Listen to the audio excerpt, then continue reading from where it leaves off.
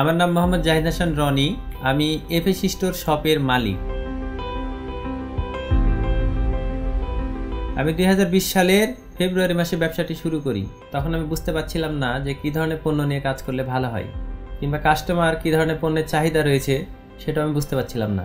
বাজারের বিভিন্ন পাইকারি দোকানগুলো ঘুরে ঘুরে আমি ছবি কালেকশন করার চেষ্টা করি।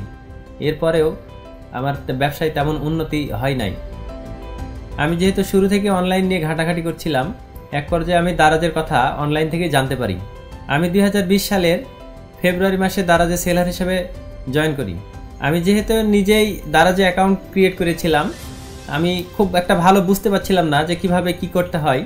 তখন দারাজ টিম আমাকে স্মরণ করে এবং তারা বিভিন্ন বিষয় আমাকে বুঝিয়ে দেয়, এবং তাদের পরামর্শ নিয়ে আমি আমার স্টোরটি ম্যানেজ করা শুরু করি।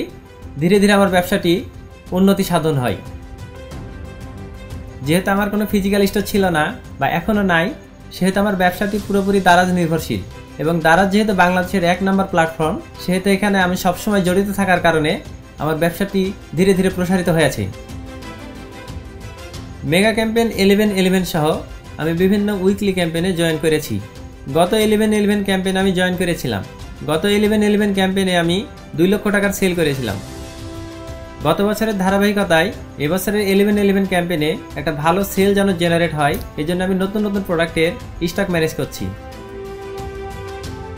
অন্য দারাজ সেলারদের উদ্দেশ্যে আমার পরামর্শ হচ্ছে, আপনারা পণ্যের স্টক ঠিক মতো ম্যানেজ করেন, দারাজের বিভিন্ন সেলিং টুলসগুলো ব্যবহার করেন এবং দারাজ প্রতিনিধিদের সঙ্গে রেগুলার যোগাযোগ রাখেন। ইনশাল্লাহ আপনাদের ব্যবসাও উন্নতি হবে।